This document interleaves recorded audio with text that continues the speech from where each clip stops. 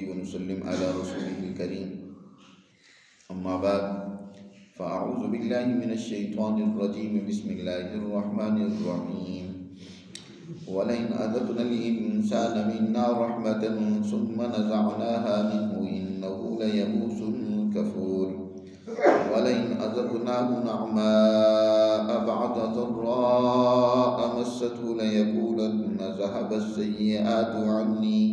إنه لفرح فخور. إلا الذين صبروا وعملوا الصالحات أولئك لهم مغفرة وأجر كبير. فلعلك تارك بعض ما يوحى إليك وضائق به صدرك أن يقولوا لولا أنزل عليه كنز أو جاء معه ملك إنما أنت نذير والله على كل شيء وكيل. أم يقولون افترى قل فأتوا بعشر سور مثله مفتريات وادعوا من استطعتم من دون الله إن كنتم صادقين. فإن لم يستجيبوا لكم فاعلموا أنما أنزل بعلم الله وأن لا إله إلا هو فهل أنتم مسلمون. من كان يريد الحياة الدنيا وزينتها نوفي إليهم أعمالهم فيها وهم فيها لا يبخسون. أولئك الذين ليس لهم في الآخرة إلا النار وحبط ما صنعوا فيها وباطل ما كانوا يعملون. صدق الله العظيم. یہ سورہ ہود سورہ یونس کی ہی تفصیلات اس میں بیان کی گئی ہیں. جو مضامین اور احکامات اختصار کے ساتھ سورہ یونس میں بیان ہوئے تھے اور وہی احکامات اور مضامین تفصیل کے ساتھ اس سورہ ہود میں اللہ نے بیان کی ہیں. اس لیے آغاز صورت میں اللہ نے ارشاد فرمایا کتاب محکمت آیاتہ ثم فصلت من لدن حکیم خبیر. یہ اللہ کی محکم اور مضبوط آیات ہیں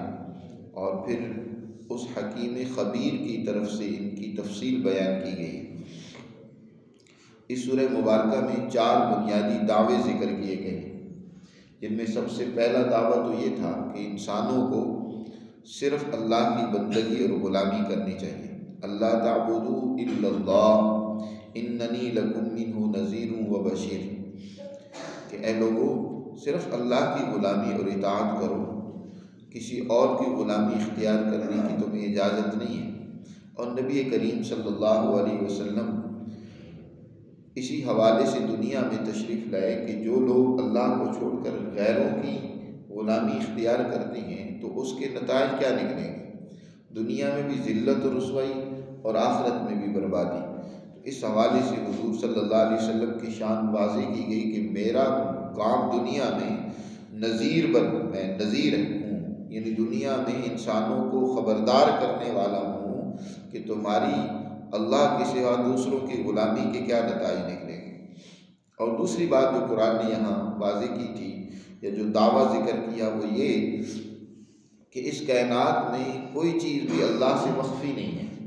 ہر چیز کا علم اللہ کو ہے. الا انہم یسنون صدورہم لیستخفوا منہ الا حین یستغشون ثیابہم یعلم ما یسرون وما یعلنون انہ علیم بذات الصدور. کہ لوگ اپنے دلوں میں جس قدر بھی خیالات لیے ہوئے ہیں یا جس قدر بھی انسان اعمال کرتے ہیں، چاہے وہ کئی پردوں میں چھپ کر عمل کریں یا اسی طرح کوئی خیال اپنے باطن میں چھپائے رکھیں، کسی پر ظاہر نہ ہونے دیں، لیکن انہیں یہ بات اچھی طرح جان لینی چاہیے کہ اللہ سے کوئی چیز چھپی ہوئی نہیں ہے. وہ تو دلوں کے بھید اور رازوں کو بھی جانتا ہے. انہ علیم بذات الصدور. اس نے اس کائنات میں اپنی مخلوقات کے لیے جس قدر رزق پیدا کی ہے وہ سب جانتا ہے، اور جس نے کہاں زندگی گزارنی ہے، کہاں اس کی قبر بننی ہے، اس کا علم بھی اسے ہے، کیونکہ اس کی تخت حکمرانی اس ساری کائنات کے اوپر ایسے چھائی ہوئی ہے جیسے کہ جیسے دسترخوان یا وہ ہوتا ہے نا جس کے ذریعے سے برتن کو ڈھانپا جاتا ہے، تو برتن اس کے اندر سارا چھپا ہوا ہوتا ہے، وہ برتن پوش اس کو اپنے اندر چھپا لیتا ہے۔ اسی طرح اس کا تخت عرش جس کے اوپر اس کی حکمرانی قائم ہے، وہ ساری کائنات کے اوپر چھائی ہوئی ہے، اور اس کی بنیاد اس کائنات کی دو قوتوں سے، اول المبتعات 4 چیزیں ہیں۔ حضرت الامام شاہ ولی اللہ رحمۃ اللہ علیہ فرماتے ہیں سب سے پہلے جو اللہ نے پیدا کی ہیں وہ لوح اور قلم کو پیدا کیا، اور اس کے بعد اللہ نے عرش اور ماء کو پیدا کیا،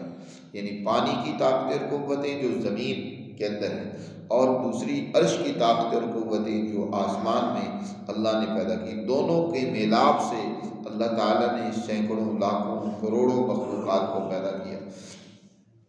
اس کے بعد یہاں جو آج آیات مبارکہ بھی تلاوت ہوئی ہیں،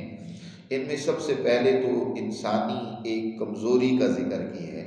کہ یہ انسان عجیب اس کا حال ہے کہ جب اللہ تعالیٰ اس کو نعمتوں سے نوازتا ہے،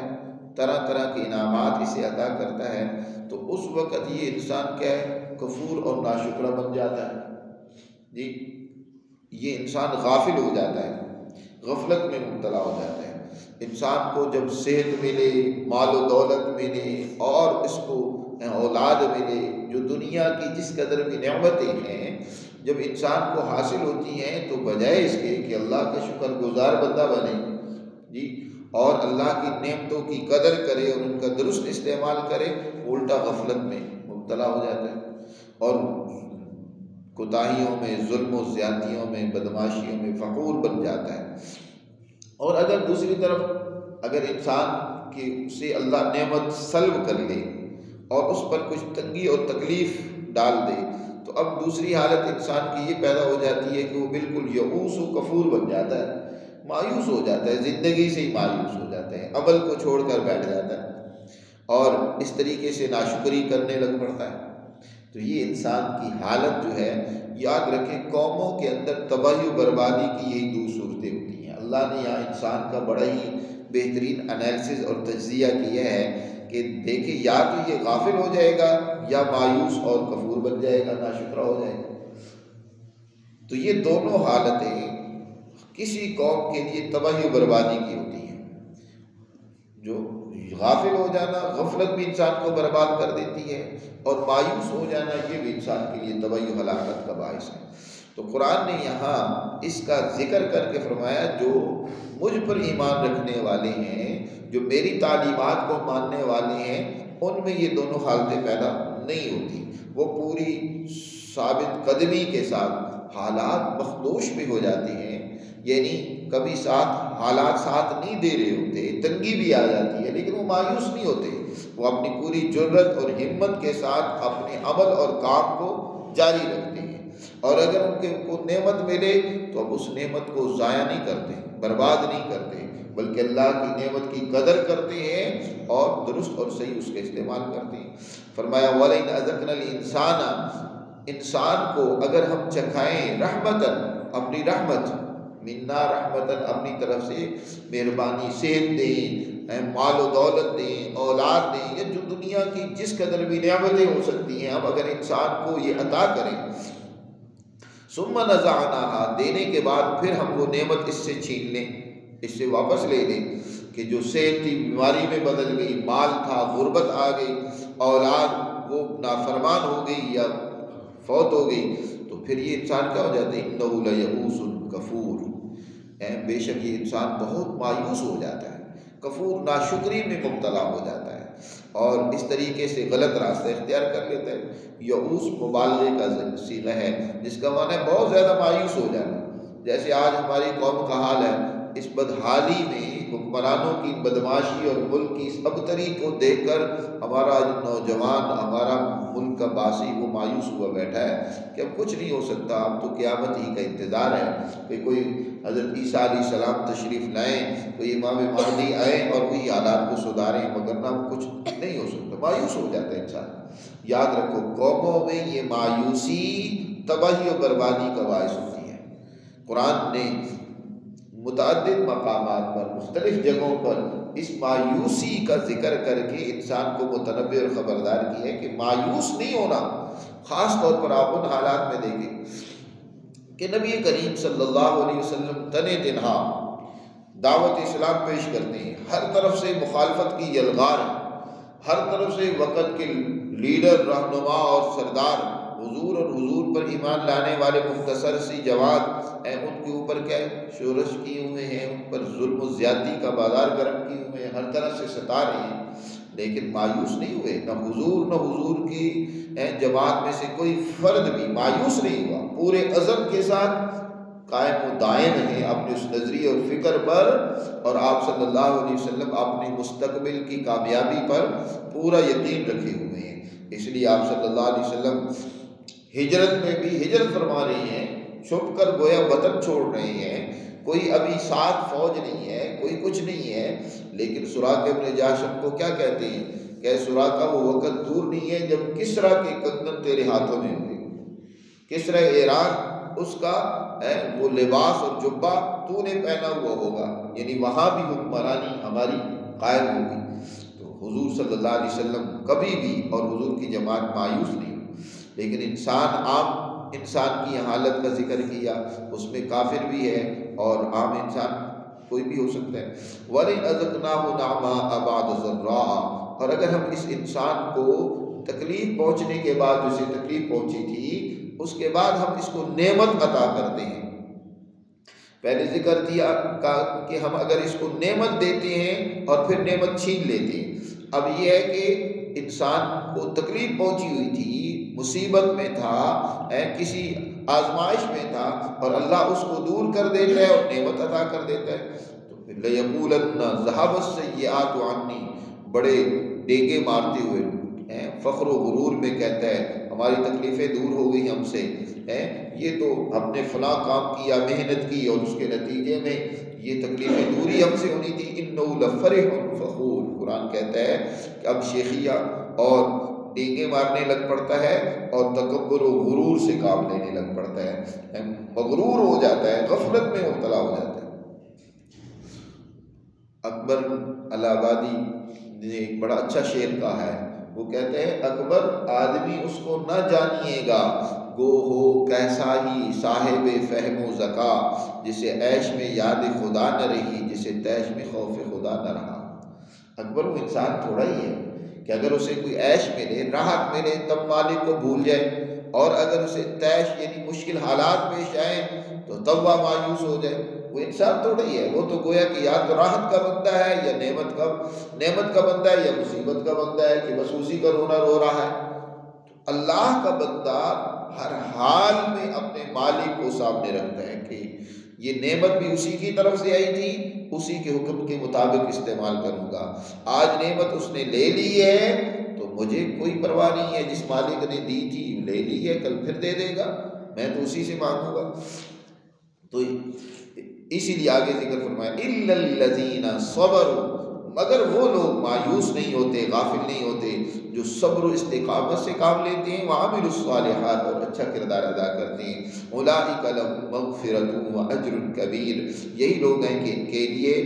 بخشش اور بہت بڑے اجر کا وعدہ اللہ کی طرف سے۔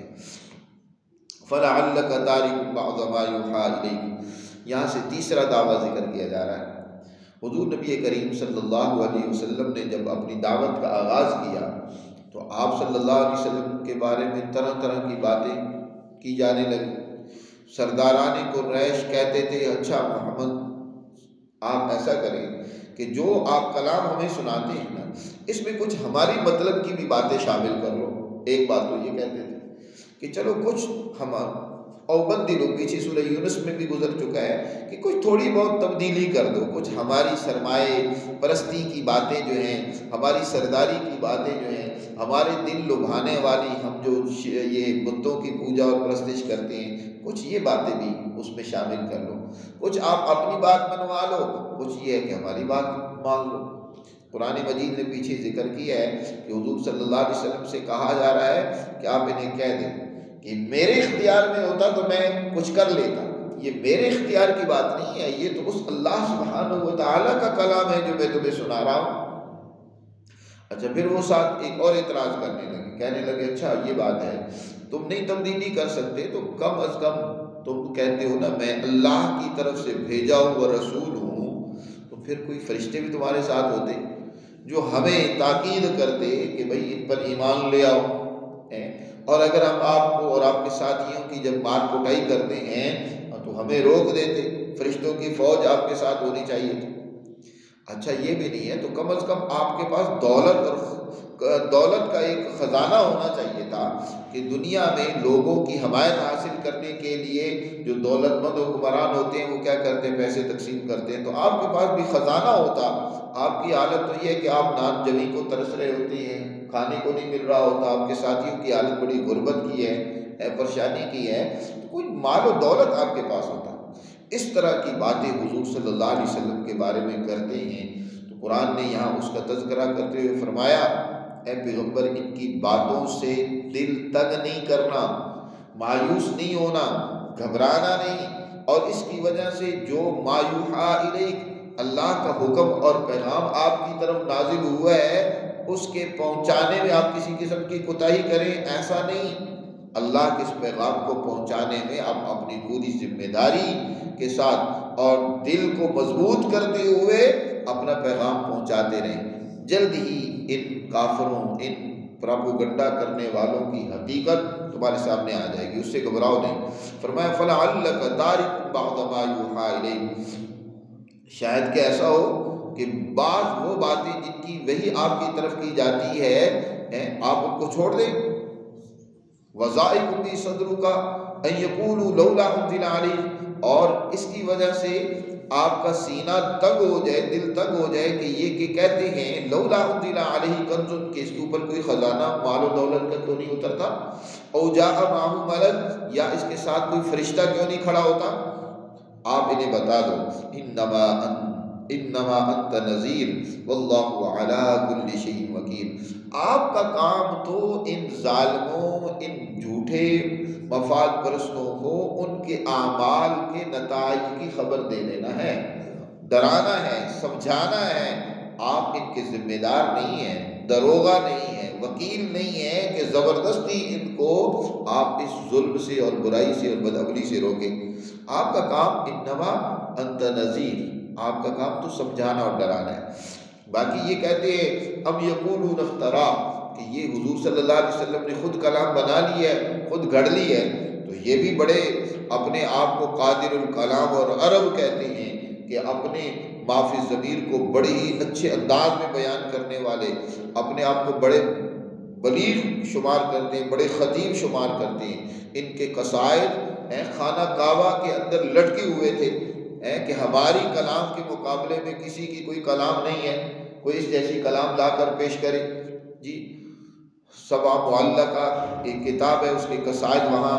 بیت اللہ میں انہوں نے لٹکا رکھے تھے۔ دنیا کو یہ عجب کہتے تھے کہ یہ تو جانوروں کی طرح گنگے، انہیں بات کرنا نہیں آتی، ہم تو عرب ہیں، ہم اپنی بات کو بڑے اچھے انداز میں مدلل طریقے سے بڑے فصیح الفاظ و بلاغت کے ساتھ پیش کر سکتے ہیں۔ تو قرآن نے کہا کہ اچھا تو تم جب عرب ہو، حضور بھی عرب ہیں، حضور نے یہ کلام تمہارے سامنے پیش کیا، اس جیسے تم بھی 10 صورتیں ہی بنا کر پیش کرو۔ یہ چیلنج بھی درجہ بدرجہ ہوا۔ سورہ بنی اسرائیل میں قرآن نے فرمایا فَلْيَأْتُوا، اس جیسا قرآن پیش کرو، یہ پہلے درجے میں چیلنج تھا۔ پھر دوسرے درجے میں یہ سورہ ہود میں جو ذکر کیا گیا کہ اس جیسی 10 صورتیں بنا کر پیش کرو۔ پھر اس کے بعد سورہ یونس میں ایک صورت اس جیسی بنا کر پیش کرو۔ پھر اسی طرح سورہ بقرہ میں ایک آیت اس جیسی لا کر دکھلاؤ۔ قرآن نے چیلنج پہلے پورے قرآن کا، پھر 10 صورتوں کا، پھر سورت کا، پھر اس سے بھی نیچے اتر کر ایک آیت کا چیلنج کیا کہ اس جیسی ایک آیت ہی تم بنا لو، تم بھی تو اپنے آپ کو بڑے عرب کہتے ہو، تو ایک آیت ہی لاؤ۔ تو یہاں بھی فرمایا ام یقولون افترا، یہ کہتے ہیں کہ محمد نے اس کلام کو گھڑ لیا اور بنا لیا ہے۔ قل فأتوا بعشر سور مثلہ، تو اے پیغمبر فرما دیجئے لاؤ 10 صورتیں اس جیسی مفتریات جو تم نے بھی بنا لی ہوں۔ وَادْعُوا مَنِ اسْتَطَعْتُم مِّن دُونِ اللَّهِ، اللہ کے علاوہ جس قدر بھی تمہارے معاون مددگار ہو سکتے ہیں ان سب کو بلا لو، مدد کے لیے بلا لو۔ اگر تم واقعی سچے ہو کہ یہ بات گھڑنتو ہے تو پھر اس جیسی تم بھی بنا لاؤ گے نا۔ تو پھر بنا کر لے آؤ اور دنیا جہاں کے مددگاروں کو بھی جمع کر لو۔ فَإِن لَّمْ يَسْتَجِيبُوا لَكُمْ، اے پیغمبر اگر وہ تمہیں جواب نہ دیں، اور یقینی بات ہے کہ وہ تمہاری اس چیلنج کو قبول نہیں کر سکتے، تو پھر جان لو کہ انما انزل بعلم اللہ، کہ یہ اللہ کا کلام اللہ کے علم سے اتارا گیا ہے، وَأَلَّا إِلَٰهَ إِلَّا هُوَ، اور یہ بات بھی جان لو کہ اس کے سوا کوئی معبود نہیں۔ کیا تم اس بات کو تسلیم کرتے ہو؟ اس کو مانتے ہو کہ یہ اللہ کا کلام ہے، اسی کی اطاعت کرو، اسی کو اپنا معبود بناؤ؟ لیکن انسان ہے کہ دنیا کا دل دادا ہے۔ من کان یرید الحیات الدنیا وزینتہا، جو انسان دنیا کی زندگی کو ہی چاہتا ہے، اس کے زیب و زینت، اس کے عزت اور غرور میں ہے، وہ اپنے آپ کو لگائے ہوئے ہیں، تو نوفی الیہم اعمالہم فیہا، تو ہم ان کو ان کے اعمال کا بدلہ اس دنیا میں پورا دے دیتے ہیں۔ وہم فیہا لا یبخسون، اس دنیا میں ان کے اعمال میں کمی نہیں کی جا سکتی۔ ایک انسان ہے وہ عمل کرتا ہے صرف اپنی اس دنیا کے لیے، یاد رکھو یہ دنیا کی زندگی ہی نہیں ہے، بلکہ اس زندگی کا آگے بھی تسلسل ہے کہ جب انسان آگے برزخ میں جائے گا، حشر میں جائے گا، انسانی زندگی آگے مسلسل چل رہی ہے۔ ایک وہ انسان ہے جو عمل کرتا ہے بڑی پائیداری کے ساتھ، وہ لمبی زندگی کو سامنے رکھتے ہوئے، آخرت کی زندگی کو بھی سامنے رکھتے ہوئے عمل کرتا ہے۔ ایک وہ ہے جو وقتی عمل کرتا ہے کہ بس ابھی میری ضرورت پوری ہو جانی چاہیے، دنیا ہی کو سامنے رکھتا ہے۔ اب جس نظریے اور فکر سے جو عمل کرے گا اس کے نتائج بھی اسی طرح کے ہوں گے۔ جو صرف دنیا کے لیے کام کر رہا ہے، کوئی اچھا کام بھی کر رہا ہے لیکن اس کے سامنے صرف دنیا کی واہ واہ ہے، تو یاد رکھیں دنیا میں تو اس کو اس کا پورا بدلہ مل جائے گا، لیکن اس کے پیش نظر کیونکہ اگلی زندگی نہیں تھی، آخرت نہیں تھی، اس لیے وہاں اس کو اس کا کوئی بدلہ نہیں ملے گا۔ یہی ان کا حال ہے کہ جو دنیا کی زندگی کے طالب ہیں تو نوفی الیہم اعمالہم فیہا، ہم ان کو اس کا بدلہ دے دیتے ہیں اور اس میں کمی نہیں کرتے۔ اولئک الذین لیس لہم فی الآخرہ، یہ وہ لوگ ہیں کہ ان کے لیے آخرت میں کچھ نہیں ہوگا سوائے آگ کے، سوائے جہنم کے، الا النار وحبط ما صنعوا فیہا وباطل ما کانوا یعملون، جو کچھ یہاں دنیا میں یہ کر رہے ہیں آخرت کے اعتبار سے وہ سب حبط اور ضائع ہوگا، اور جو عمل کر رہے ہیں وہ باطل ہے کہ اس کے کوئی نتائج دیر تک نکلنے والے نہیں ہیں، یا ہمیشہ ان کے لیے ان کے کوئی اچھے نتائج آنے والے نہیں ہیں۔ تو قرآن نے یہ بات بھی سمجھا دی کہ انسان کو ہمیشہ عمل ایسا کرنا چاہیے جو ہمیشہ اس کا ساتھ دے، اور ہمیشہ ساتھ دینے والا وہی عمل ہوتا ہے جس کے پیچھے نیت اس کی آخرت کی ہو، بعد والی زندگی بھی اس کے سامنے ہو، اس کو سامنے رکھ کر جو انسان عمل کرے گا وہی عمل در حقیقت اس کا پائیدار اور مستقل ہوگا، اور اس کے نتائج اس کو دنیا میں بھی اور آخرت میں بھی ملیں گے۔ اللہ ہمیں سمجھ نصیب فرمائے اور اپنے کلام مقدس پر عمل کی توفیق